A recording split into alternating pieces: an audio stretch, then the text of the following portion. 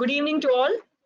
On behalf of SRM Arts and Science College, Department of Biotechnology, it's my great pleasure to welcome each of you to this webinar on guidelines for the management of health and hygiene in COVID-19 pandemic.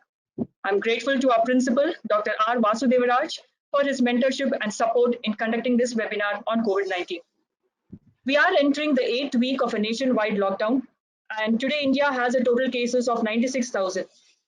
So we have doctors and healthcare departments who are dealing with the first of its kind pandemic, and people from all walks of life have experienced a total change in routine, several changes in the way of work, how they communicate and socialize.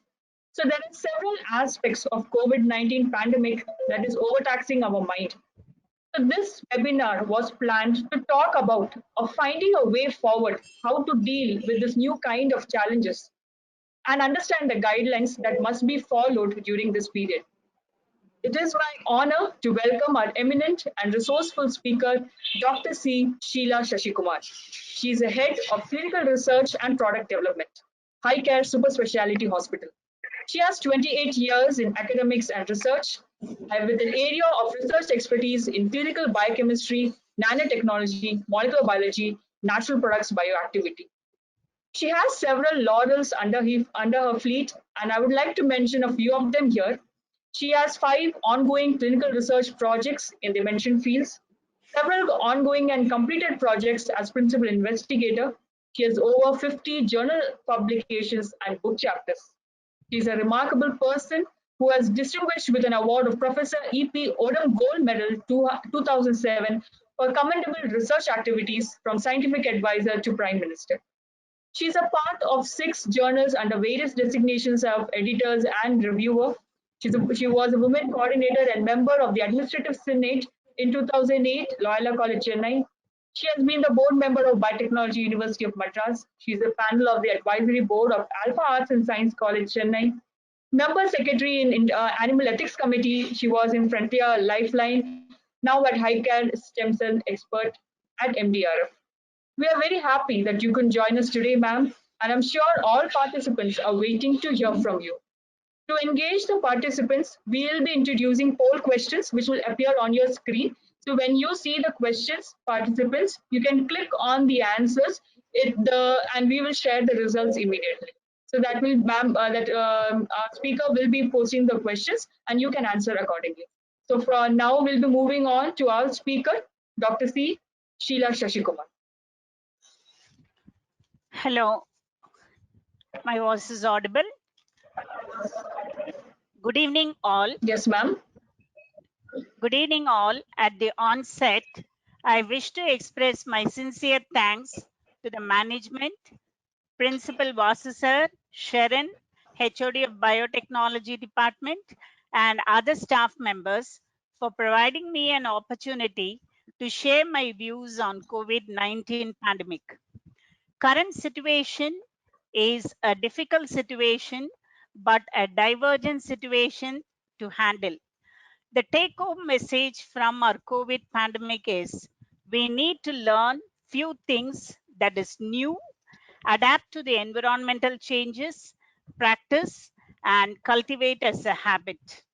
So in this webinar, we will be discussing on 2 aspects. Number 1 about the viral infection and number 2 about the general aspects of health and hygiene. So today our topic is guidelines for the management of health and hygiene in COVID-19 pandemic. You can reach me in all these research IDs, either in ORCID, ResearchGate, LinkedIn, SlideShare, wherever you can see my publications and other things. What is the current scenario? The current scenario about COVID-19 is it has rapidly affected our day-to-day life in health, social, and economic part. So it has demobilized the global economy. World trade is expected to fall between 13% and 32% in 2020 because of this pandemic situation. And especially social distancing and self-isolation and travel restrictions caused a decrease in the workforce. which has compulsorily made us to lose the jobs. So losing jobs have also lead to depression, both financially, mentally, and physically. Also, loss of lives in the global is irrevocable damage to the society. Here I have provided you a link where you can see the world trade condition in the pandemic period. The unavoidable declines in the trade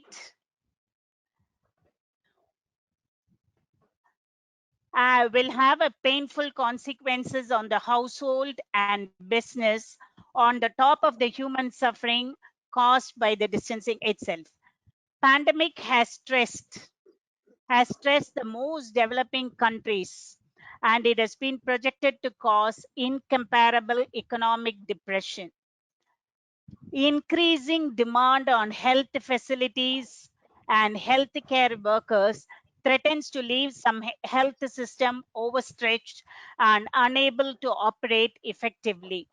Spreading rapidly, now it is very important to take a note of approaches that can help us to prevent and fight this infection. So the best defense against any outbreak is a strong health system. Now we can poll the Yes. questions, initial questions, Ma. Yes, ma'am.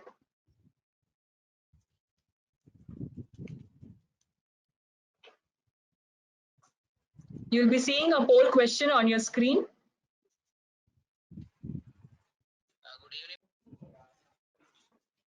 Yes, we're going to see the result.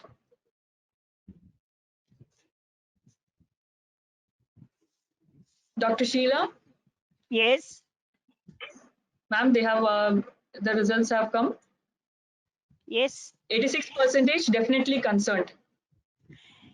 86% definitely concerned about their health.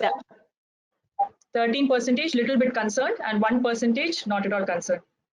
1% not at all concerned. Maybe this 1% will get concerned after this discussion. Okay. So the best defense against any outbreak is a very strong health system that we require. So to fight against this infection, the only way is to boost your immunity, improve your immunity so that you can be aware that you are free from infections. Coming to COVID-19, which is called coronavirus disease 2019.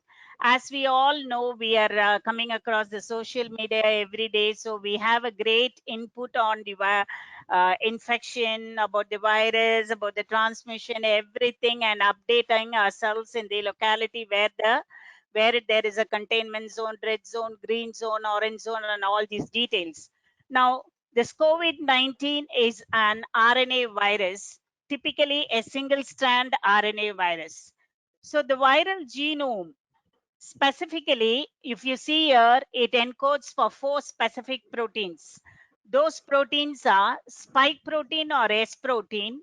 This protein is very important because it facilitates the entry of this virus into the host cell. And the next protein is called the N protein or the nucleoprotein, which forms the nucleocapsid. And the next protein is the membrane protein or the M protein, which forms the component of the membrane. And the other protein is called the E protein or envelope protein. Apart from this, you have the hemagglutinin esterase, which is also very important. Now, seeing about these proteins, why do you want to know about all these proteins? Because these proteins somehow manage and help the entry of the virus into the host cell. Now, the host cell, previously we thought it's a zoonotic from animal to animal origin. But after the Wuhan experience, we know that the transmission is happening between human to human. So direct transmission happens. So now you cannot call exactly as a zoonotic. Now, if you see here, when the virus is being transmitted either by direct transmission or by indirect transmission, what happens is that it enters into the host cell. So now this is how it can be through the direct transmission. And the unique pathogenesis of this infection is that It can infect both the upper and the lower respiratory tract. Now, before going into the pathogenesis or the mechanism of action, how do we understand its transmission, or what are the main routes of transmission? So, once it is confirmed that is from human to human, the transmission is happening between the droplets produced when an infected person coughs or sneezes containing the virus particles. So, the virus that is present in the droplets act as a direct pathogenic agents. So what are the two main routes? So direct route, it can be spreading from people, person to person who are nearby. That is a distance of 2 meters or within 2 meters. So that what happens is that the droplets that is coming out from the infected person could directly be inhaled, and then it can be taken into the lungs. Or the indirect route can be by touching a surface. So surface, I'll give you details in the later part of the slides. The surface can be anything, and the objects or the hand of the infected person. So remember, the first thing when the COVID pandemic happened, we are asked not to shake hands. Hugging, shaking, and all those things are being avoided because of this contact. So what is the main thing that we should adopt here is regular hand hygiene and cleaning of frequently touched surfaces will help us to reduce the infection. Now you understood the direct and the indirect means of transmission of this virus into the host. Now what happens into the host? The S proteins that I showed you earlier, here the S proteins, which are nothing but the glycoproteins, these glycoproteins will bind to the cellular receptor. What are the primary target cells in the case of host cells? The primary target cells are the pneumocytes and the enterocytes. So pneumocytes are nothing but the cells lining the alveoli or the air sacs of the lung. If there are actually two types of pneumocytes, type 1 and type 2. Type 1 facilitates the gaseous exchange, and type 2 is producing a lung surfactant, a lipid material. And enterocytes are the cells or the columnar epithelial cells that are lining the small intestine and the large intestine. So when this virus enters into the host cell, the spike glycoprotein will facilitate the entry and help it to bind to the cellular receptor. So what is the cellular receptor here in case of a host?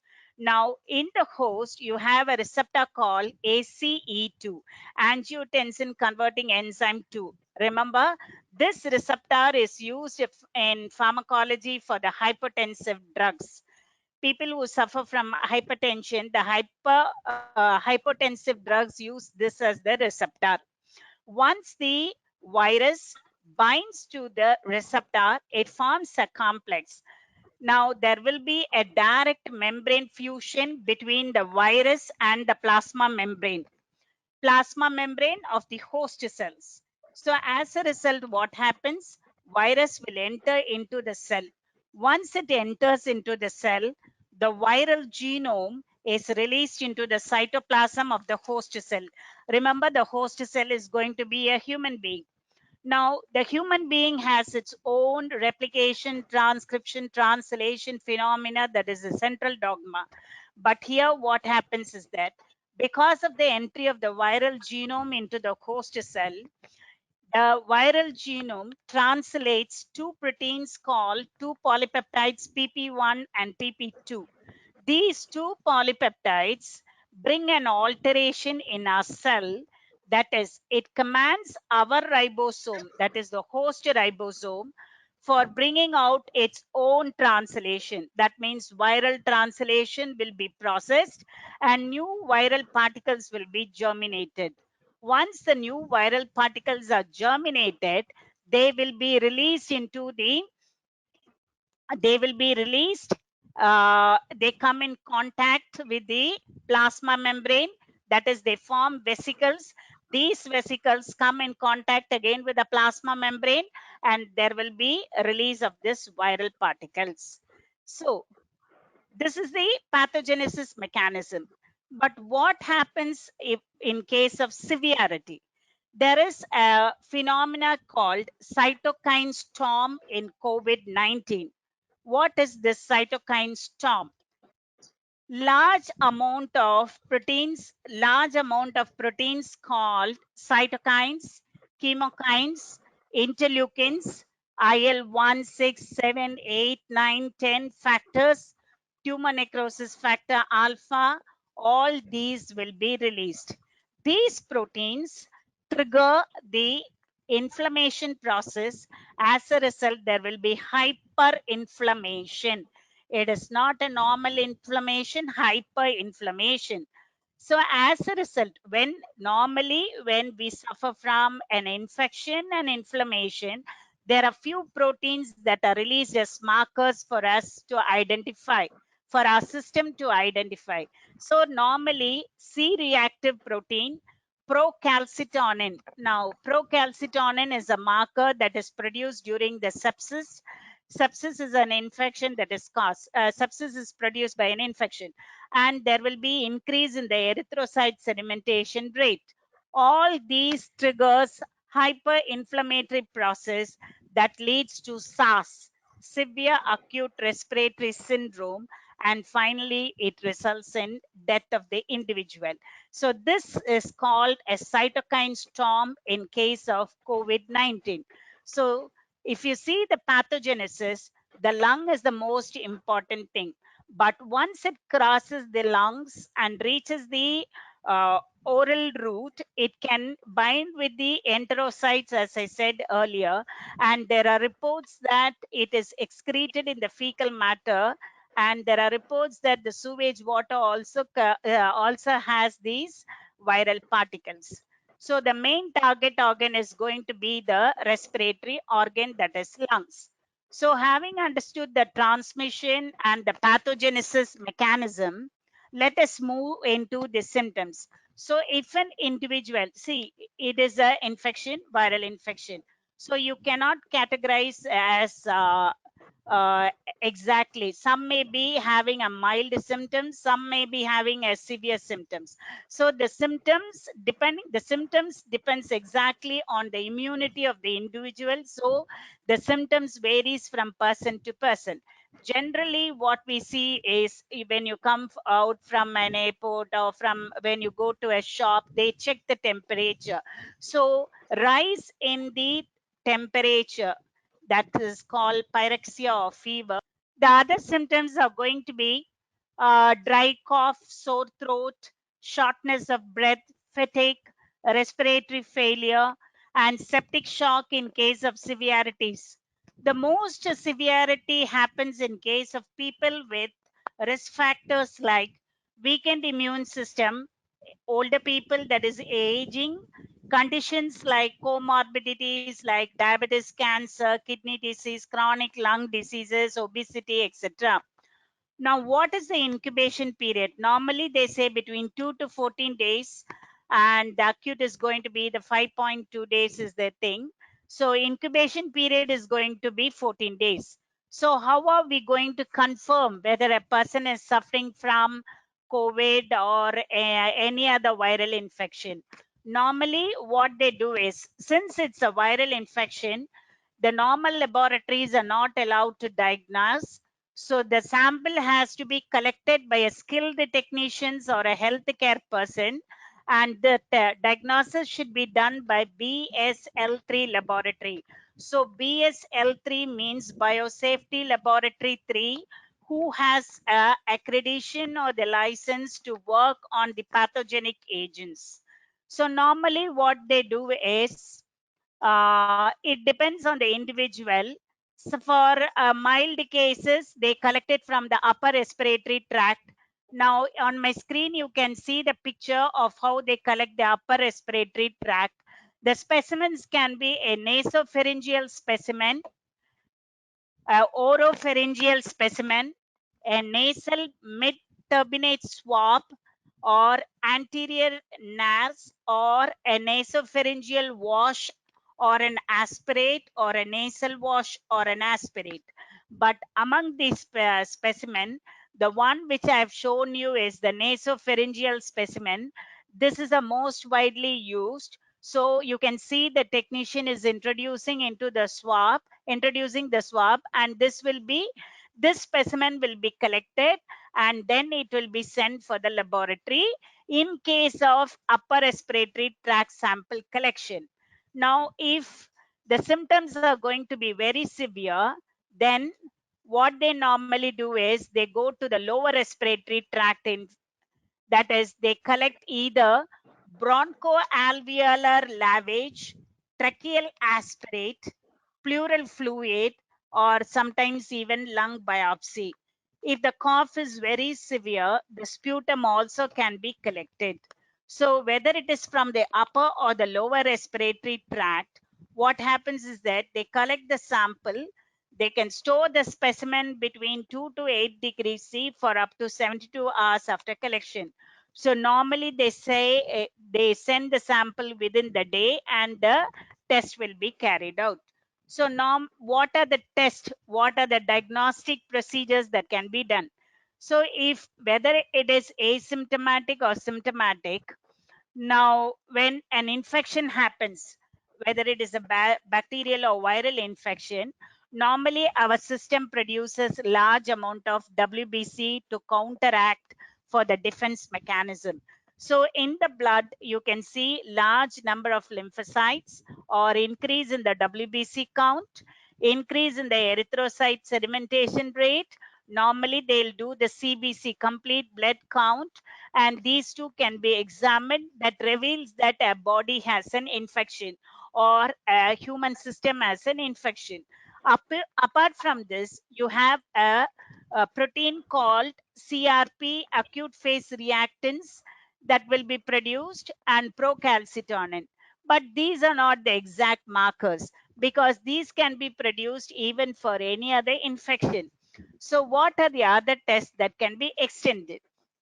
Now, if you want to understand, you can do the antibody test, that is serological testing. This can happen in an asymptomatic person where the infection would have happened, but he could have counteracted the infection by raising the antibodies. So the antibodies may be circulated in the blood, and that you can do as serological testing. But now you should understand whether he is a positive or a negative person. So you can do the confirmation by the NAT, nucleoside amplification sequencing, or the RT-PCR, reverse transcriptase polymerase chain reaction, which is going to be the gold standard technology for this. So these We are have the a normal. question. Yes.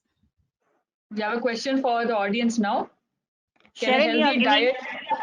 Yes, ma'am. We have launched a question. Can a healthy diet boost your immune system? Is the response okay? Yes, ma'am. 97% have said yes. 3% maybe. 0% no. That's nice. The next question we are going to launch for the audience. Can antibiotics be used for COVID prevention or treatment? So how is the response? Some participants are yet to vote. So far 59% have said yes and 41% have said no. Ma'am, over to you.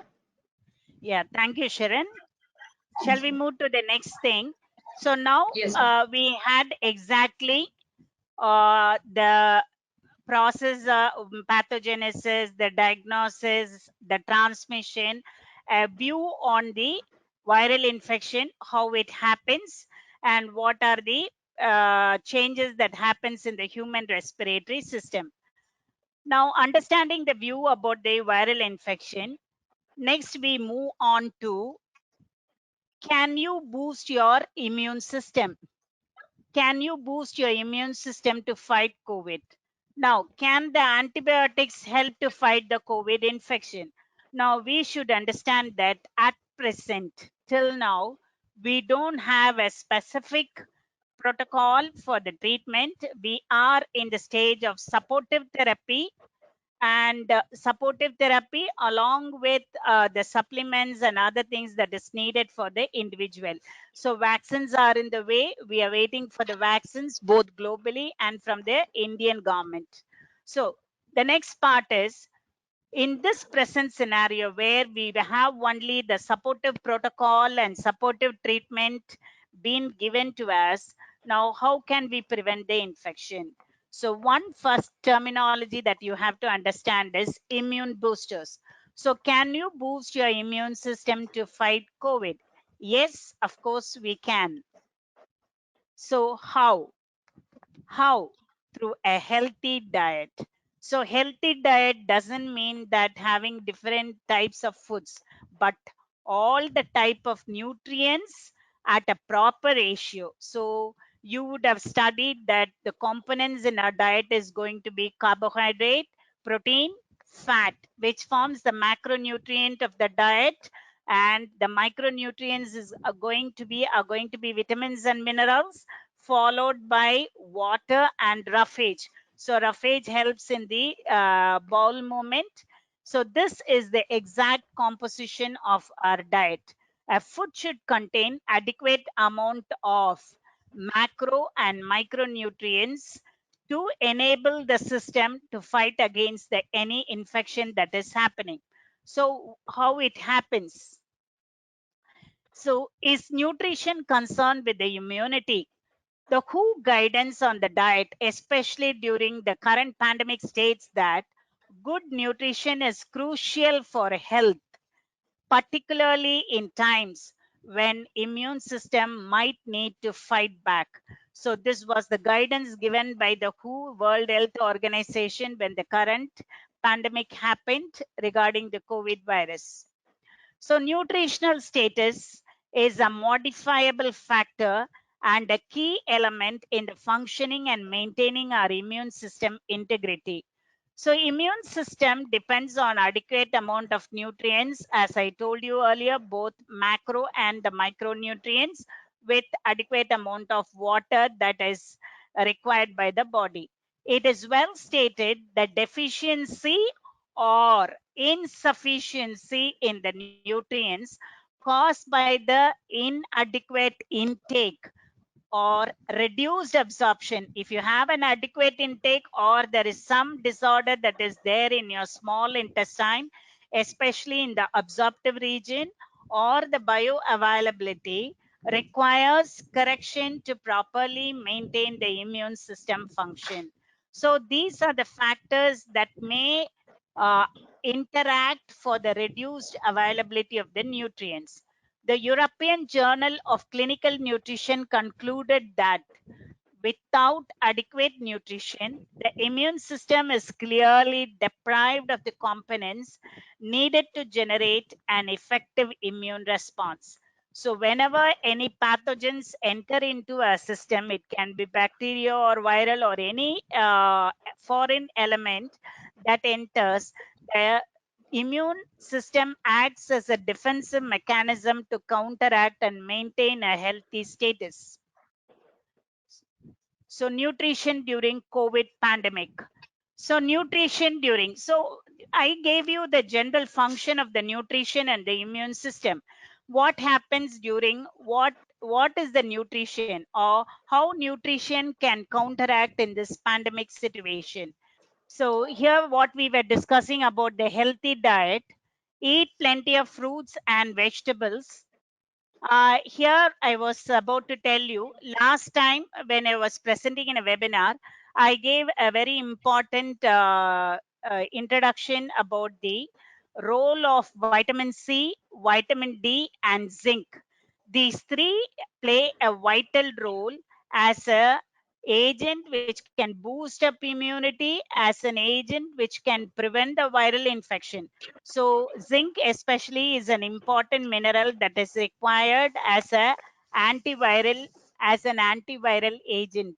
So eat plenty of fruits, colored fruits which contain large amount of phytochemicals, and phytochemicals are going to be an antioxidant that can play a vital role as an antioxidant prevent the damage caused to the cell, and also help in the production of antibodies.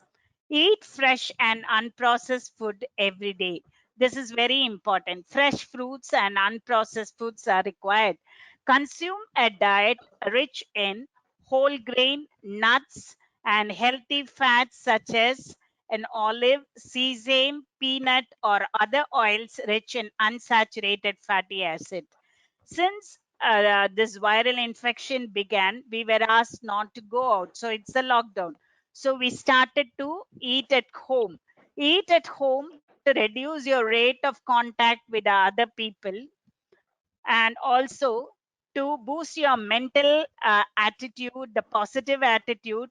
Cooking and eating together is a great way to create a healthy routine, strengthen the family bonds, and having fun. Eating at the right time is very important.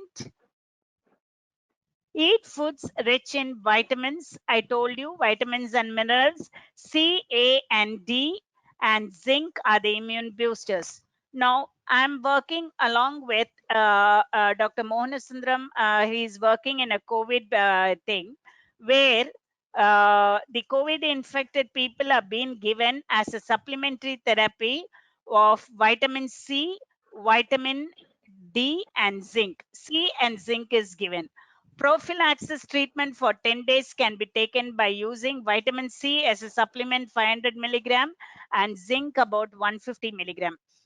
So these are called as immune boosters. Get enough sunlight to meet the vitamin D requirement.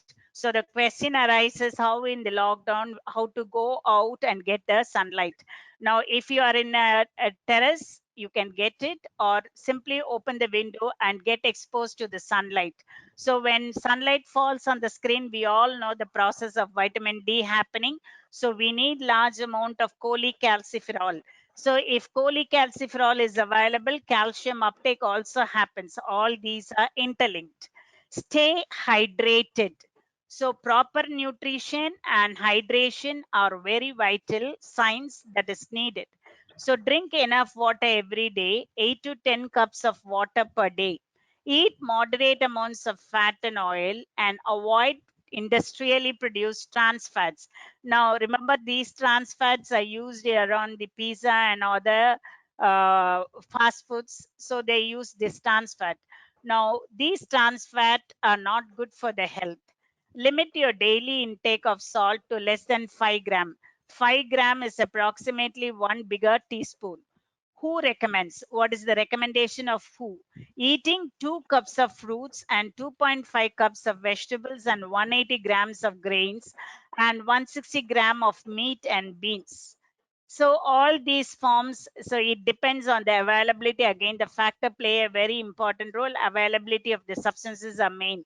Now, even if your nutrition is proper, lifestyle factors has to be controlled. For example, not smoking, eating too much, all these lifestyle factors has to be controlled in order to get a proper health. Now, these are some of the trials that is going on very actively. You can see the link for vitamin C as a supplementary therapy. You can see the trials, vitamin D, zinc, and the last part is I have given a collectively a hyperlink where if you go, you can view what are the clinical trials that is coming across on globally for the COVID infection. So I want to stress that vitamin C, D, and zinc is very important along with the others. So coming to the next part, having understood about the knowledge of nutrition, how it plays a vital role in the immunity. So in the kitchen, how are we going to say safeguard ourselves? So what happens in the kitchen and how are you going to proceed? Wash your hands thoroughly before preparing any food. You suppose you are not a veggie and you are a non-veg person. What happens is that you need to use a separate chopping board to prepare the uncooked meat and fish. cook food to the recommended temperature, especially for the non-veg items. So if you're going to use a perishable items, remember these perishable items have to be immediately stored in the refrigerator or it is frozen. Pay attention to the products, especially note down the expiry dates and then take it up. Avoid building up of refuse. This is very important. Building up of refuse, which could attract the pest. So pest can be even the cockroach, which is the main pest in the kitchen, which can also be a vector for other disorders apart from the viral infection. Avoid placing unwashed milk packets or sachet in the refrigerator or pouring the milk into the vessel without washing the pack first. So ensure that your children and elders do the same process of washing their hands before and after, and always use clean utensils and plates. So these are the some of the guidelines that has to be adopted specifically in the kitchen. Now, once you go to the grocery shop or to the market, what are the things that you have to follow? So after getting fruits and vegetables, especially manage your plan for going to the market at odd hours to decrease the social contact or the physical contact with the others. Then wash your hands as soon as you reach home, and then wash your fruits and vegetables thoroughly under running water. So running water is fair enough. Now if you're going to use onions alone, you can keep it in the sunlight, so sunlight also can be used to cleanse it. Definitely do not use a soap or detergent or any disinfectant to wash your vegetables, which can lead to health hazards like vomiting, diarrhea, etc. So washing under running water is more than enough. Now, if you're going to grate greens, greens can be dipped in a bowl of water, and to the bowl of water, you can add salt or turmeric, and then you can dip it for some minutes and then wash it off. You can use a colander, so for washing grapes and berries, and colander can be used. Remove any unnecessary packaging and dispose into the waste bin with a lid. In case of root vegetables, suppose you're going to get some thick root vegetables, you can use a vegetable brush or a scrubber to clean the root, and so that the particles that is the sticking on to the vegetables will be removed. FDA also suggests removing the outermost leaves of the head of lettuce or cabbage. So you have to remove the outermost one or two layers until you get the fresh one. After washing, place it in a paper towel and then dry it. So these are the protocol or the guidelines that you should definitely adopt after getting your fruits and vegetables. The next part we are going to see is how to promote good hygiene practice. How to promote good hygiene practice. So good hygiene is very important to avoid the infection or to reduce the infection. So wash your hands properly. So hand hygiene plays a vital role. Remember, in the transmission, we said the indirect contact is by touching the surfaces. So touching the surfaces, our hands are being exposed. So we will touch unknowingly onto the surfaces.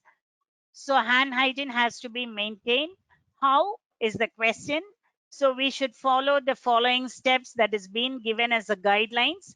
Step 1, you need to wet hands with your running water. Step 2, apply enough soap to cover the wet hands.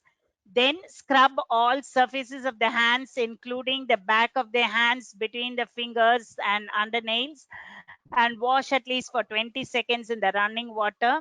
Rinse thoroughly. Dry hands with a clean cloth or a single use towel. So the time duration for washing, you're scrubbing the surfaces, including your back, in between the thumb, between the fingers and the under nails, should be between 20 to 30 seconds. So how we understood, when should I do this? When should I do this procedure? Generally, we wash hands. Normally, before this current pandemic, we wash hands after using the toilet, before and after eating, after handling the garbage, after touching the animals and pets, after changing the baby's diaper or helping the children to use the toilet. When your hands are visibly dirty, you immediately wash your hands. But now the situation has changed. So in case of COVID-19 pandemic, you should definitely wash your hands after blowing your nose or cough or while sneezing, after visiting a public places can be markets or supermarkets, wherever you go to get your groceries or vegetables, then or your workplace, including the public transportation, etc. The surfaces outside your home, so you can see the different surfaces, the copper, the stainless steel, plastic, cardboard. Each surfaces will have specific duration, and stainless steel is going to have more than 72 hours. So we should definitely wash our hands after coming from the public places. Then before, during, and after caring for a sick person, before and after eating. Washing hands either with the cold water or hot water is going to be very effective, but you must require a soap. Dry your hands. Drying your hands is definite because germs spread more easily from a wet skin rather than from a dry skin. Hand washing with soap and water or a hand sanitizer are highly effective at killing. So you can use any of this. In cases where it is not available, use chlorinated water or a hand sanitizer that contains at least 60% alcohol, which will be the best second option if there is no soap or running water. So the following thing you have to really adopt: use a proper sneezing and coughing ethics. So when coughing or sneezing, cover your mouth and nose with a flexed elbow or a tissue. When using the tissue, dispose of the tissue immediately, wash your hands, and avoid touching your face, that is mouth, nose, and eyes, because it can be an indirect contact again where there are more chances of entering. And the next most important thing is the use of face mask. So now we have come across in the social media and in the advertisements, papers, everywhere you can see the different type of multi-layer face mask, colored face mask, reusable, herbal face mask, etc. So use of face mask is a complementary measure. Remember, it is a complementary measure but not a replacement. So normally workers use face mask, and this face mask should be used properly so that they are effective and safe. It should fit properly, completely covering the face from the bridge of the nose to the chin. Clean hands properly before putting the face mask on or taking it off. Always touch the cord or elastic at the back of the face mask when removing it, not on the front. If it is disposable, be sure to use safely in a proper container. If it is reusable, wash the face mask as soon as possible after you reach home, or after use with a detergent at 60 degrees C, which is the mentioned standard temperature for washing or for sterilization. Now, also we need to understand the other part of using the face mask. There are many articles regarding the prolonged use of COVID-19 related face mask, which can cause or trigger health problems due to breathing in too much of exhaled carbon dioxide. So do not use when you are alone, when you are at home for a long time, do not use it. So use of face mask is only advised when you go to the community, when you go to the busy places. For example, as I said, markets, to the grocery shop or the shopping centers, or while using public transport, etc. Medical face masks must be prioritized for use as a personal protective equipment for the healthcare workers. So we are coming to the very important part of our lockdown thing is how are you coping up with the stress of the COVID-19 pandemic? We are not allowed to go out. We are not allowed to go meet our friends. So there are many hurdles. So how are you coping up with your stress of COVID-19 pandemic? So managing stress. So we all know stress is a very important factor that creates a imbalance in the health system. So they raise uh, flight and fight hormones like epinephrine and non-epinephrine, which is going to create a different scenario and leads to alteration in the metabolism and also in our health system. So we need to manage our stress. So, what are the factors that we need to adopt while managing the stress? Number one, we should do a regular exercise. So, in an aerobic exercise, indoor can be adopted. So you're not allowed to go outside. So, walk in on your terrace, walking, climbing the stairs, playing with the children. Stretching exercises can be very useful to manage the stress. Next, very important thing is yoga. Yoga is advised as an exercise that helps both body and mind. So, I have given you the hyperlink of our Ayush, where you can see the go to this hyperlink. They have given you all the details about the natural substances, natural foodstuffs like ginger, everything that can be used in what ratio, and also regarding the awareness of COVID, they have projected in the Ayush government website. You can come across that to understand the role of Ayurveda and Siddha and all those things in this current situation. The next very important part is step away from the media if you are overwhelmed. That is, you decide how much of news or the input of the things you require, you decide and step away which you don't feel it to listen it. Take a break. So take a break is a very important factor for people who are working professionally at home. So working from home also is a pressure. So when you are sitting continuously on the chair, please take a break. Break in the sense that you can walk, play with the puzzles, read a book that you wish, reorganize when you find time, and reorganize your home. Enjoy the work that you do. For example, if you're going to do cleaning of your room, enjoy it and do it. So it helps you to remove the negative emotion from yourself. So emotional any stress can be avoided. And the other most important part is due to lockdown, some of them may be in an isolated thing. You are not able to meet your friends, or sometimes you are being away from your family members. You may be away from the country. So in that case, always stay connected with your family members, friends, and relatives. So we now have a very a technological era where you can use your mobile, and all of us mostly have Androids. So you can connect yourself with your WhatsApp or any other social link or email or Skype or video conferencing, etc.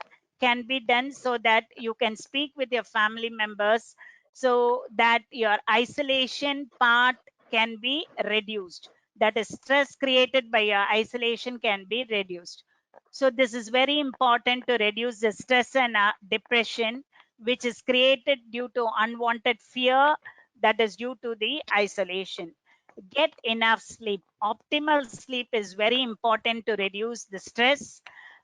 Sleeping, the sleep wake rhythm is very important for the body to stay healthy. So sleeping pattern, it is advised 7 to 8 hours for the adults and 10 hours for the children and teenagers. And these people who have 7 to 8 hours or 10 hours for the children are less likely to be at risk of any viral infection. So if you sleep well, get enough sleep, your system becomes healthy. and stress also can be avoided. Do not overeat or eat unhealthy diet. Because of stress, another important phenomena that comes in picture is overeating.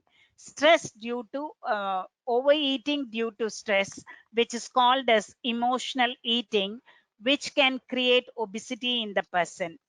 So you have to avoid, so you have to change by doing some other activities so that emotional eating can be avoided.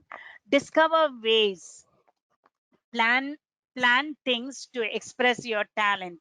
Since you're now in a lockdown, you can also think about expressing your talents by writing articles in the journal if you are a research oriented person, or you can write about your success in your life or even failures of a life, which will help to be a positive attitude for the others, or blogging, painting, giving cookery tips. All those things can be done so that we can discover ways to make us healthy and active. Avoid paranoia, distract yourself from negative emotions. So negative emotions are going to be the killer. So how can you distract yourself? According to your environment, you can manage and plan. Watch TV shows, entertain yourself. Gardening can be done. So according to the environment, you can adopt that. Quiz, participating in a quiz, participating in a webinar, or in participating in interactive sessions. All these things can be done. Watching cartoons. So if you have younger kids, you can watch cartoons along with the children, and you can listen to music, which is going to be a very important um, a very important music is very important for activity of the brain. So whenever we are feeling angry or irritated, first calm yourself, count back from 10 to 1. So that what happens, our hormones level come down and we will feel ourselves calm. Practice mind exercises. The very important exercises and a simple exercise that you can adopt is a flame test or candle test. Candle can be placed in front and mind concentration exercise can be done. A good antidote will be to adversity is kindness and compassion. Keep things in perspective. So these are the normal guidelines that can be adopted to manage your stress during this period. So here is the hyperlink who has given a very good illustrative guide of doing what matters in time of stress. You can go to this link and you can download this guide. So this guide will give you some very important management plans that will help us to manage our stress. If you are experiencing stress, you're not alone. Right now, there are many other people in your community and all around the world who are struggling with stress. So we will help you to learn practical skills for dealing with stress. So this is what they have given. Enjoy a journey of learning how to do what matters in times of stress. Please go across this. It's a very important guide that I have downloaded. It's very useful. And now many of the there is relaxation in some guidelines during this lockdown. 50% of the people have asked to go for the job, and both private and public as government institutions has asked the employees to come back. How are we going to manage at workplace? This is again a very important task, because once you get into the professional work, how to practice the hygiene. Since you're going to come back to the home, you should not be a carrier. So what are the guidelines that you need to adopt at the workplace? So simple ways to prevent the spread of COVID-19 in your workplace. Make sure your workplaces are clean and hygiene. Surfaces like desk tables, your computer, keyboards, telephones, etc. needs to be wiped with a disinfectant regularly. promote regular and thorough hand washing, put put sanitizing hand rub dispensers in prominent places, display posters promoting hand washing. So we do not know see we are not in a continuous practice of washing our hands often. So display the posters here and there to promote the hand washing so that the employees can see those posters. They can remind themselves of washing their hands regularly. So promote, next one is promote good respiratory hygiene in the workplace. So good respiratory hygiene can be managed by displaying again posters. Posters are displayed just to remind ourselves, just remind us that we can do it. Ensure that face mask and or paper tissues are available adequately at the workplace. Promote the message that people need to stay home if they have some symptoms, mild symptoms like sore throat, fever, cough, sneezing, watery eyes, etc.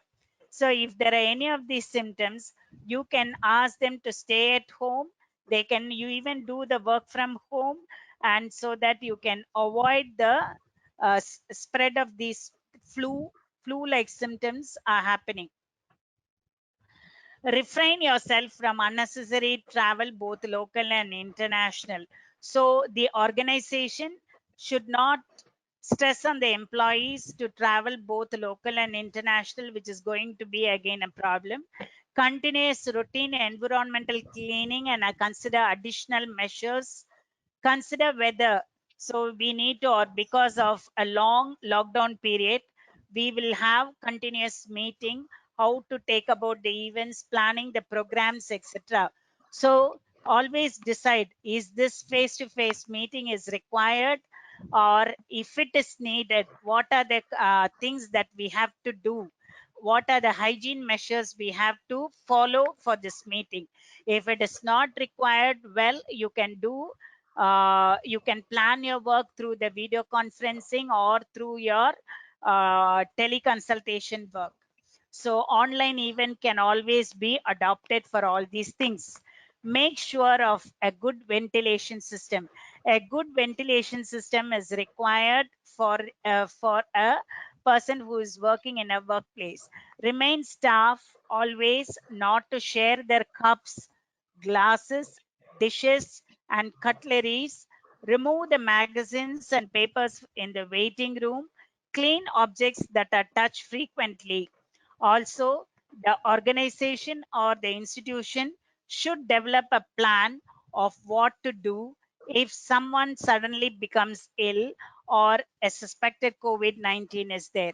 So the hyperlink here I have given is from the who has given a guidelines, what are the things that they should be, that should be done in the workplace to meet the person if suddenly has a COVID like symptoms. So understanding, so I have given collectively the guidelines to maintain your health, to maintain a good immune system, to maintain your hand hygiene, respiratory hygiene, managing inside your home, managing stress, and managing the things outside or in your workplace. So having clearly understood, we should follow these guidelines in order to prevent the chain of infection that is happening in our place. What my hospital does in this COVID situation. So as you are, Sharon, am I audible? Yeah, yes, ma'am. Just for 2 seconds it was on. You're audible, ma'am. Okay. So I'm working in a diabetic foot ulcer hospital, which is a super specialty hospital located in Arumbakam. So diabetes, we all know diabetes is an important comorbidity, and it is a common problem in India, not India, globally it is going to be a common. a lifestyle disorder or metabolic disorder or disorder due to obesity and all those things. Whether it is type 1 and type 2, we always come across type 2, which is going to be 80% in the world population. Now, in case of diabetes, if the diabetes is not managed properly, if the sugar level, both fasting as well as postprandial, if it is not maintained properly, the metabolism is altered and it can lead to 15 to 20% of the total population, that is diabetic population, may come across the diabetic foot ulcers. So ulceration happens in the foot, which is called the lower limb disorder, and as a result what happens, sepsis followed by amputation. So how are we managing in this COVID stress? So minimizing healthcare provider risk in operating room during COVID-19, tips and tricks. So this has been followed in our hospital. So as you know, the healthcare workers are going to be in direct contact with the patients, and these patients, we do not know whether they are asymptomatic. Anyway, we are going to do the COVID test and we'll find out whether they are positive. So if they are asymptomatic, we do not know. So what are the guidelines that are adopted to minimize the risk in the healthcare workers? Now, this was a surgery conducted. You can see the sepsis of the foot here and the X-ray pattern of the foot. Uh, in this case, what happens is that we have to do it's an emergency situation. We have to do real surgery. So my director, Dr. Narayana Murthy, has attended this, and he has attended in a different way, where the completely the foot was covered, even though they were wearing gloves, PP, personal protective equipments, all these things. We need to see that we need to see that in the operating room the air is not contaminated. So he has used a covering covering for the foot, and placed inside this covering, the surgery was done. So this was done because to decrease or even possibly to eliminate the airborne toxic smell. Now, as you know, this is a bacterial infection and sepsis has happened. Really, it produces a toxic smell, and also a bacterial storm is there. So to prevent this, right, in this case of critical diabetic foot, we have placed, he has done in this way by placing the knife to make an incision and removing the pus.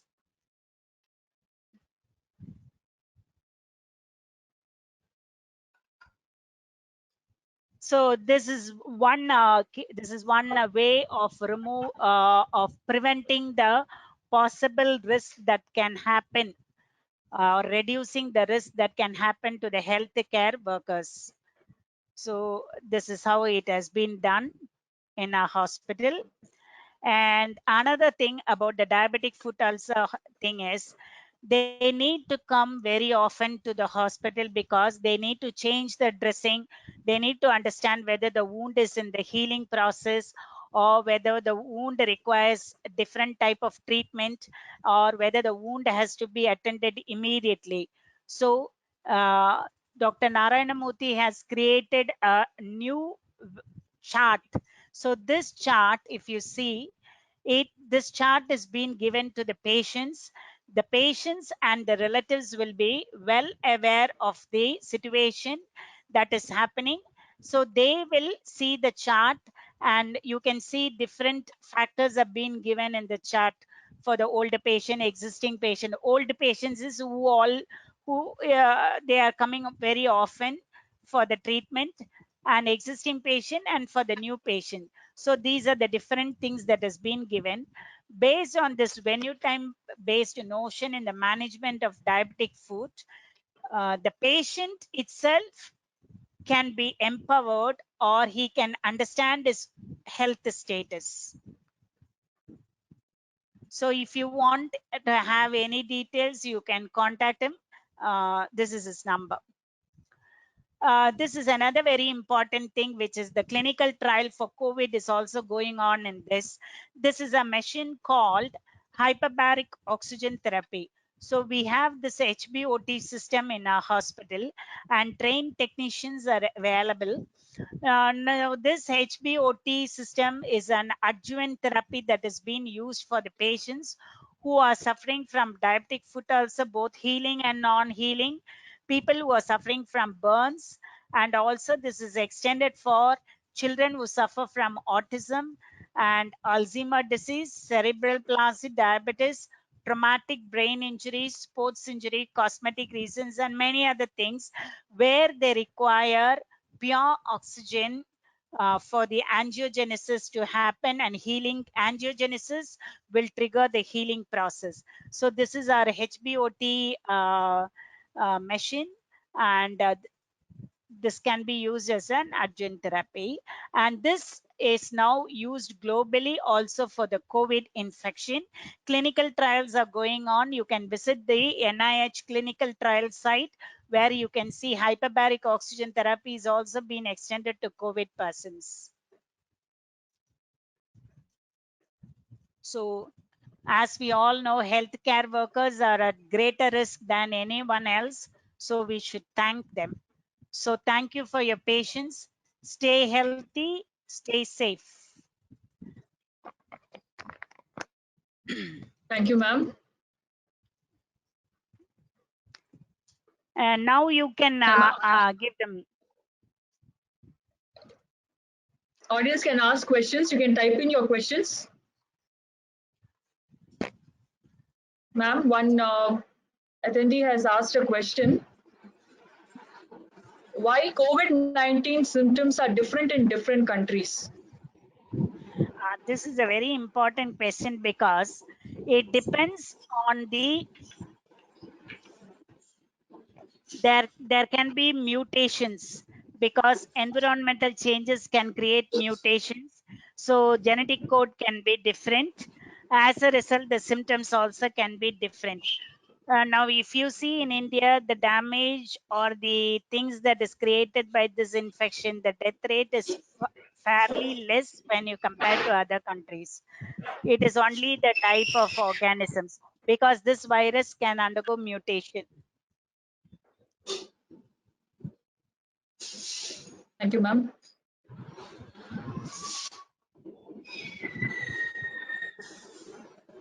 If anyone has questions, they can post your questions. There's a question, ma'am. Are asymptomatic person, do they act as carriers? Asymptomatic persons, do they act as carriers? So they can be carriers. Say asymptomatic person, you mean is that they would have come across the infection, they would have raised the antibodies for that. So the antibodies will be circulating, so they can act as a carriers. That is why we are asking the physical distancing and maintaining this hand hygiene every time. Next question, ma'am. Who are the most vulnerable in this situation? I didn't understand. In this COVID pandemic, I'm assuming their question is, who are the most vulnerable Who are the in this most situation? vulnerable? That should be. Who are the most vulnerable is the healthcare workers and people who care the patients. Not only healthcare workers, apart from the healthcare workers, people who come across the direct contact with these persons, patients especially, people who take care of them are the most vulnerable persons who can catch. Since it can be aerosol, so we have to be very careful.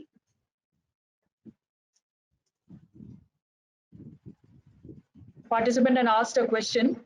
Can probiotics like Yakult be used for treating COVID? As I told you, no food or health supplements can prevent infection. It can be used as a supportive therapy. A combined therapy can be done. So you can use probiotics, yogurt, very good, because they can boost your immune system.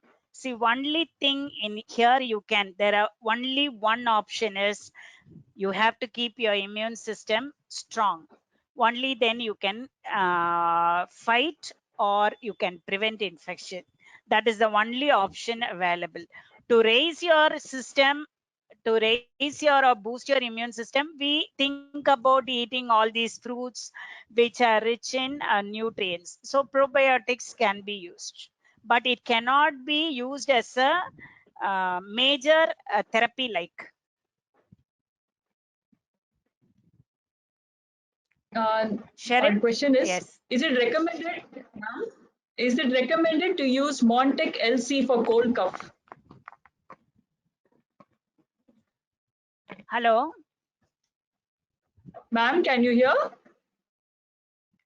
No, I didn't hear your question. There They is have some asked. interruption. They have asked whether Montec LC can be used as a for cold and cough. Montec LC.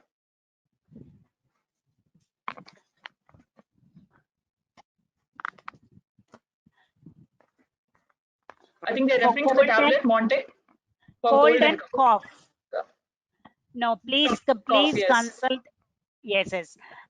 Please consult your doctor, because they are using that because they have the hypersensitivity, or they can be suffering from asthma or something else. So they have to clear their thing with their respective physicians or general medicine person before they take the medicine. It cannot be used directly. They have to get the prescription and then only they can use it. It's another question. The only person who can take the regular medicine is people who are taking thyroid, people who suffer from hyper or hypothyroid, who are taking medicine continuously, people who are suffering from hypertension, people who are suffering from diabetes, cancer, dialysis, immunosuppressive drugs are being given to who are continuously taking drugs should not stop. Okay, ma'am. Thank you, ma'am. The next question. How kids can be protected from COVID?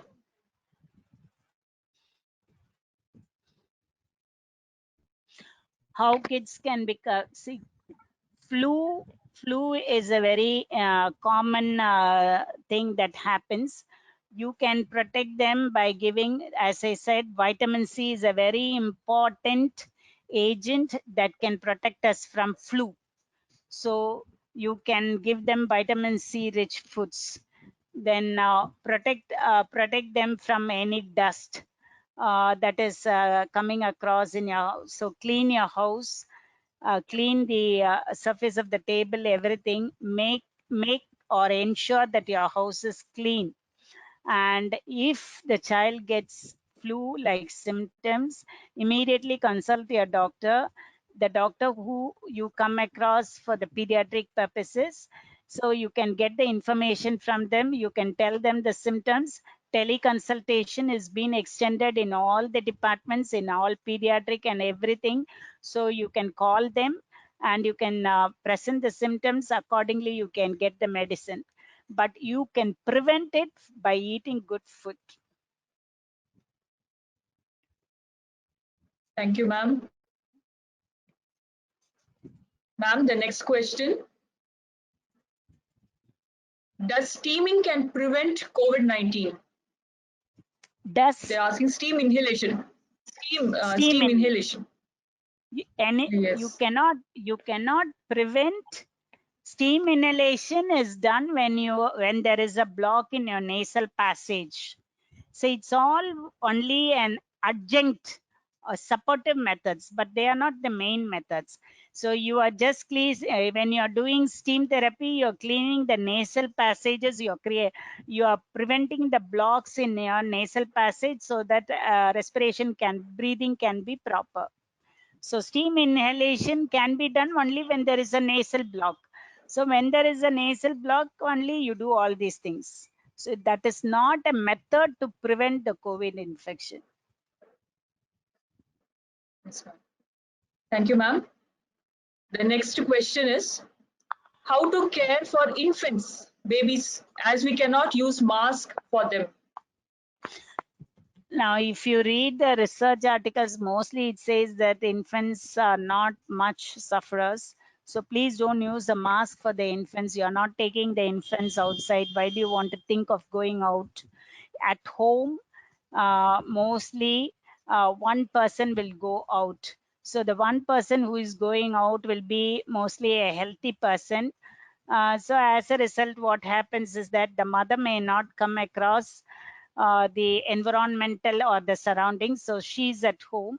If so the infant is not taken outside, you don't think of all those things. But please don't wear mask. So you can give the mother's milk if it is whatever the vaccines that has to be given. So have always a consultation with a pediatrician. Thank you, ma'am. The next question, why do we use hydrochloroquine medicine in India? We are not using more. US is using more hydrochloroquine because, so if you see about this COVID virus, there is a research going on where they say that the coating or the protein coat is mostly the similarities between the malarial parasite, the Plasmodium. So we are using that hydrochloroquine. Now, if you see the clinical trial of this hydrochloroquine, what is the main thing is hydrochloroquine changes or decreases the pH. So as a result, what happens is that the entry of the virus into the host is being prevented. And there is a clinical trial stating that hydrochloroquine plus vitamin C plus zinc is being given. When the hydrochloroquine along with the zinc is being given, hydrochloroquine changes the pH. As a result, zinc ionophores are opened and the zinc can readily penetrate into the cell, and it can act as an inhibitor of RNA dependent RNA polymerase and prevents the replication of the virus. Thank you, ma'am. The next question is whether COVID-19 patients who are already cured and discharged, are they vulnerable to the virus again? Can be, because again now we can see in China and South Korea it is again happening. And there is one more thing they have today or yesterday I saw that there is an article stating that in these people there are also organ damage is happening. So we cannot say that the infection will not happen again.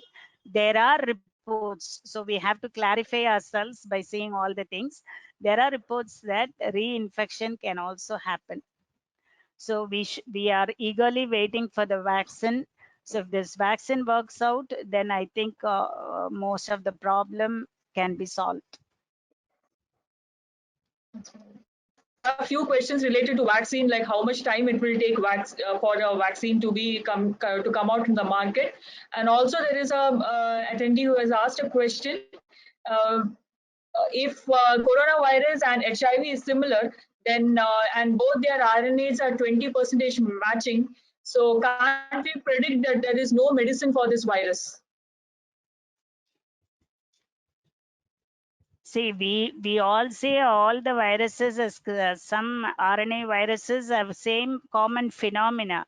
But if there is some mutation happening and the changes happen in the viruses, so we think about the we cannot think about the drugs that is being given. So there are so many researchers saying that retroviral drugs are being given to the HIV drugs are given to the persons who are suffering from COVID. But we do not know the collective statistics. We do not know. In some cases, it has worked out. In some cases, not.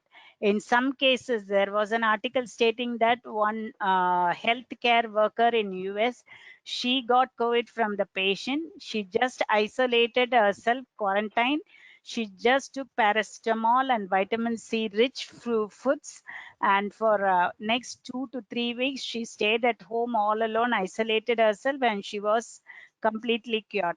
So there are different reports have been given. So, and also one surprising thing is for each country also, the drugs that is being given is varying. So we have to understand the data. So people are working it out. The Serum Institute of India has developed a vaccine. So we need to understand by clinical trials how we are going to get the efficacy of this vaccine, but very soon we will receive it. So I think recently Italy has announced that they have produced a vaccine. So people are working at different angles to produce the vaccine.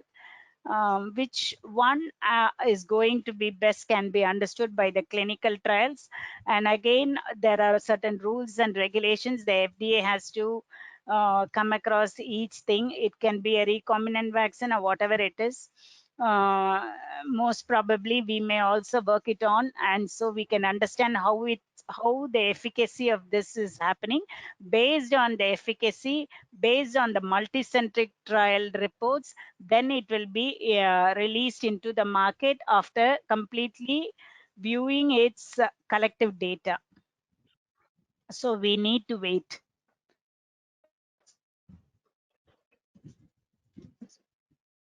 And the question is on the effectiveness of plasma therapy in COVID treatment. Plasma therapy in COVID treatment, I think in Tamil Nadu, we had 1 or 2 cases where there was success. It can work. Say anything, we have to prove it only by trials. Since it is new to us, virus is new to us, and there is no particular medicine, no particular protocol that has been given. So we need to see the efficacy of all the drugs. So plasma therapy is one of the thing. I think Kerala started the plasma therapy, and it also worked out. So again, we have to see for how many patients it has been given, and what is the age, what is the severity of the symptoms, and recovery data, and then only we can come to a conclusion. Yes, of course, plasma therapy can be used, because we are going to isolate that from a recovered patient, so it will definitely work. Ma'am, 2-3 participants have asked similar questions. They are asking for home remedy and herbal preparations. Can it modulate immune system, and can it help in COVID treatment? Definitely. Now, I think I gave, you can see my screen, no, Sharon? Can you see my screen? Yes, ma'am, we can see it. And now Yes. I have given you a link on Ayush. Please, yeah, this is the link that I have given. Please come across this link. If you see this link, you can see the different type of combinations in the natural foodstuffs that has been given, that is natural materials. So that can be used as a remedy. So Ayush has created a particular special website for this awareness. Our traditional materials like ginger, all those things have been used. So you can come across that. Definitely it will have some impact, not as an agent for curing, but as an agent for boosting your immune system.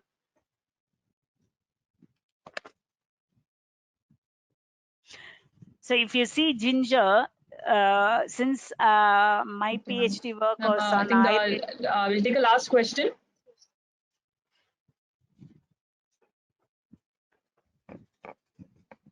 Is there any question?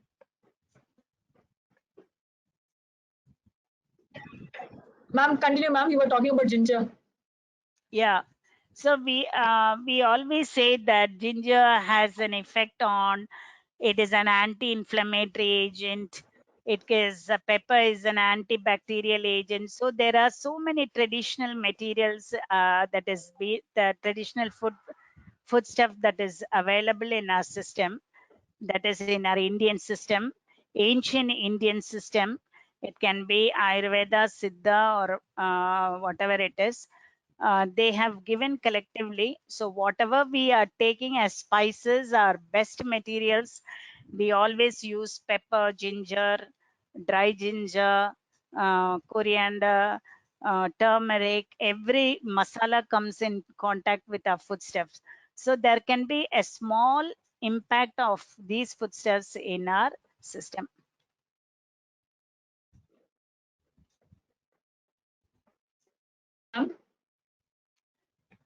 Yes.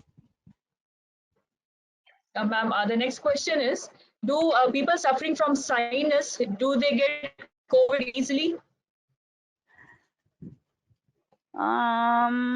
This question cannot be confirmedly said because sinuses, of course, they are more prominent to get the flu. Since COVID-19 is also a flu-like symptoms, we should be very careful. So we cannot say that they can catch easily, but we should be we should stay safe from all these things, promote and practice whatever guidelines that is being given to us. So sinusitis is similar. They get always flu. So there will be nasal secretion and all these things. So they should stay safe.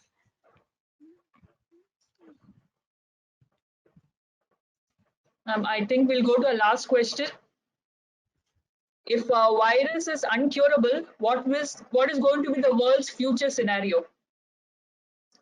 I think if this virus is uncurable, what is the world's future scenario? Future scenario, if you ask a research community or the medical community or the scientific person, they will go on working on it. We can find a solution, but we are going to live with the virus. That is the thing. Virus will be existing like all other things, so we have to manage it.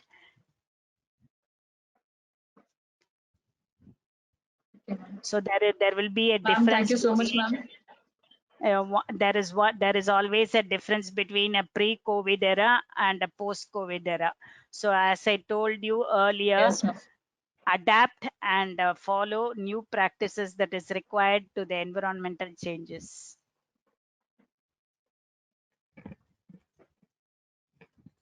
So thank you, Sharon.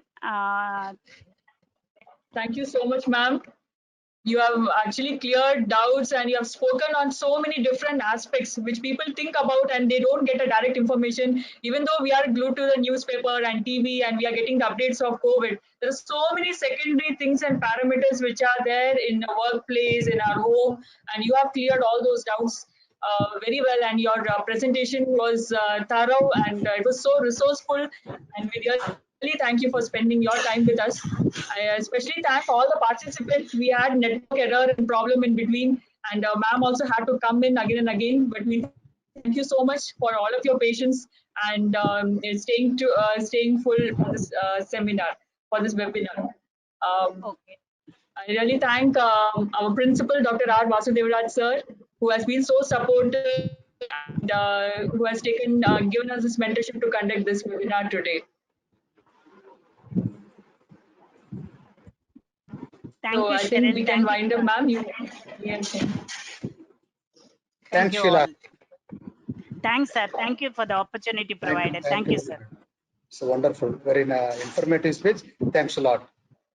Thank you, sir. Thank you, sir. Thank you very much.